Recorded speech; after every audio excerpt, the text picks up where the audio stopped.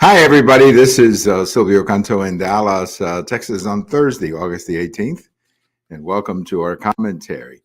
I guess the big story that broke here in the last hour or so is that the judge is not going to allow a full release of the affidavit that was used to enter President Trump's home in Florida. I don't know all the legalities of this. I understand you got to protect sources. I'm all for that. But politically, and that's really where we are right now. We're in a political battle. This is more about politics than legalities.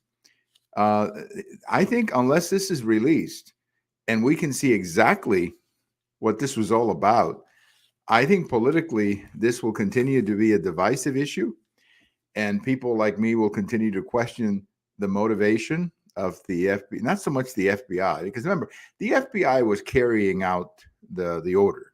The key here is the Attorney General and the Department of Justice. That's what we need to focus on, not the FBI. The FBI, they were the soldiers who were carrying out the order. So I think we have to understand that there are problems with the FBI. There's some big problems with the FBI, but not in the fact that they were obeying an order of the Attorney General. Remember, the Attorney General is in charge of the FBI, so he was the one who gave the order. They have to go carry it out. But there's lots and lots of problems with this affidavit, and many, many Americans who do not understand why this had to be done, why a tradition of over 250 years had to be broken, and what exactly was in the former president's home. That's what everybody wants to find out. What was the big deal? And until they can persuade me, until they can show me what exactly it was that required this kind of radical action, I think this is going to continue to be divisive. We also learned something today that apparently the Attorney General took 3 weeks to make this decision. So for 3 weeks, he was pondering this. Well, it couldn't have been very serious if it took him 3 weeks to figure this out. And if they didn't tell President Biden, then it could not have been a national security issue, because if it's a national security issue, you got to go to the president and tell him about it. So there's a lot of questions about all of this. And until the affidavit is fully released, those questions will continue to divide the American people, as we are deeply divided right now. We're a deeply divided country. And what the Attorney General did, or what the Attorney General ordered at the former president's home, divides the country even more. So we need to see the whole thing. That's what I believe has to happen. I have a post over at the American Thinker today for those of you who follow me over there, and many people do, and I really appreciate that. It's always a lot of fun to read your comments over at the American Thinker. But I've got a post today about what happened at the University of Alabama. Actually, in more than one university in Alabama, where a young man who thinks he's a woman decided to apply for the sororities. And he went to a bunch of different colleges, I guess.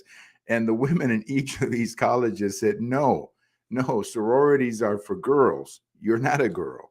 And I think this is great. I think this is absolutely great that we understand differences. I mean, if you're a guy and you think you're a woman, look, I respect your gender identity stuff. I understand that.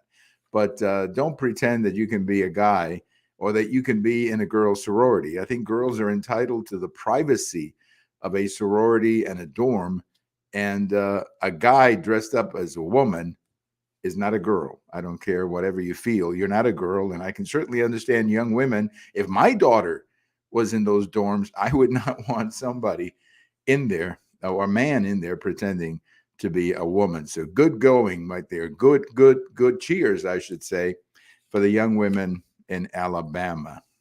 There's a lot of talk as to why Liz Cheney lost. And, there's a lot of talk about Trump, and that Trump, look, clearly Trump was supporting the other lady who won. And she won like by 40 points or 30 points, something like that. It was a very humiliating defeat for Liz Cheney, particularly given her family history in Wyoming. But the reason she lost is because she disconnected. She was out of touch completely with the people of Wyoming. and she got all obsessed with this January 6th committee, and in a sense became a fool, a stooge, if you will, for Speaker Nancy Pelosi, who was using this January 6th committee as another form of impeaching President Trump. So, Liz Cheney did this to herself. This is not some Trump plan. Liz Cheney did this to herself. As I said yesterday, she would have been reelected had she refused to participate in the committee as it's currently structured. Had she said, we're going to have a real committee with cross-examination and full representation from both parties, that's okay. I don't have a problem with such a committee. But that's not what this committee was. And I think people in Wyoming said, Liz, they say that all politics is local, and it is. Well, the people in Wyoming don't like Nancy Pelosi. And when you become a stooge for Nancy Pelosi, well, you're going to get rejected like Liz Cheney was rejected. Well, if you follow CNN, and I guess some people do, even though their ratings have gone down tremendously, but you're not going to get to see Brian Shelter anymore. Brian Shelter of Reliable Sources, they've canceled that show. And the reason they've canceled it, frankly, is because of the ratings are so bad. But there's another reason, from what we understand from some of the press clippings, and that's that the new management at CNN wants to see more news and less opinion. I think they've seen what, getting obsessed with Trump and turning into nothing but an anti-Trump network. I think they've seen what it has done to the reputation and to the ratings of CNN. So Brian Shelter is gone. I think it's Stelter. Brian Stelter, not Shelter, but Stelter is gone. And so is Reliable Sources, a program that was on Sunday mornings that had a lot of potential, like any other program on TV has potential. But when you become nothing but an anti-Trump network, then you're losing half of the country. And that's a stupid thing to do. Just from a business standpoint, that's a very stupid thing to do. So management at CNN, the new management, they want more serious news. So that means that Brian Stelter is out, and I wouldn't be surprised if a couple of others go out pretty soon too. They want to redo that network. The new management wants to redo that network.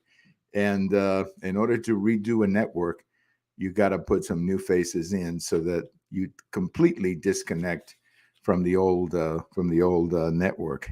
We're talking a great deal about confidential and classified information as it relates to presidential documents, but I just read today on the anniversary of the Afghanistan departure, the terrible departure from Afghanistan a year ago. I just learned today that we had left behind $7 billion in military equipment. $7 billion in military equipment. Now, I don't know if there was anything classified in those tanks or airplanes or whatever it was we left behind, but we certainly left behind a lot of stuff that the other guys can use.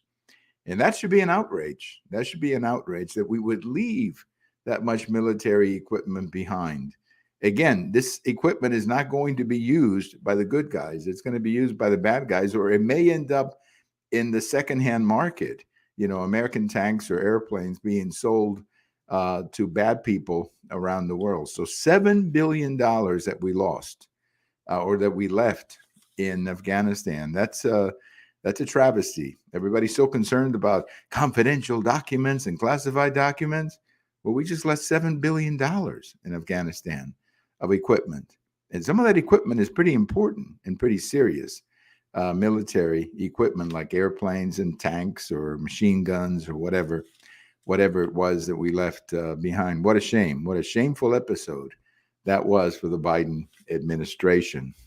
Now, this next story it's kind of funny, I think, but maybe it's not. Maybe this is just a sign of the times. I'm sure you're all familiar with the Miss Universe contest.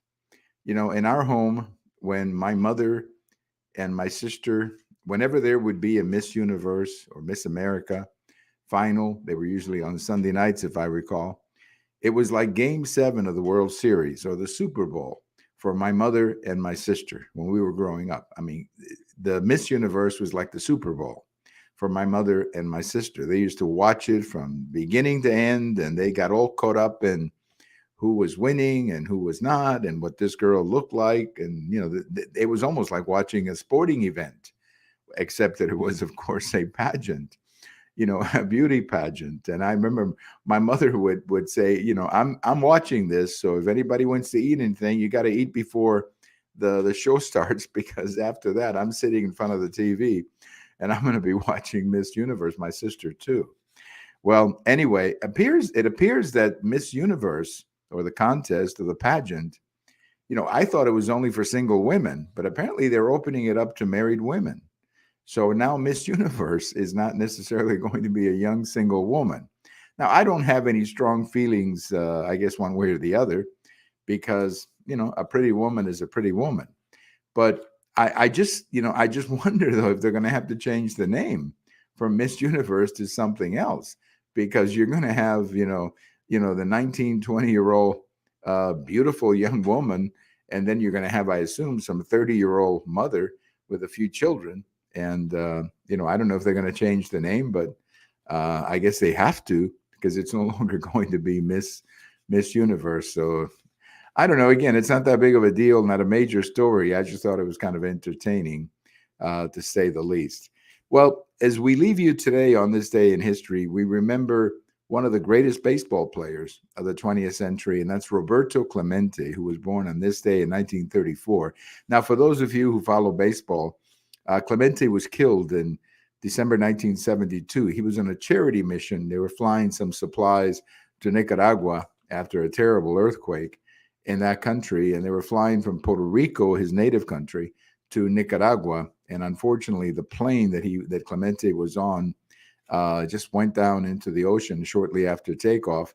And, they never found his body or never found anything. And of course, that was a very tragic death, because he was one of the greatest baseball players of the 20th century. And it's interesting, on his last at bat in the 1972 season, he got a base hit. So he closed the season by getting a base hit in his last at bat. And that ended up being number 3,000, hit number 3,000 of his amazing career. So great player. We remember today, he was born in Puerto Rico, one of the great Latin players.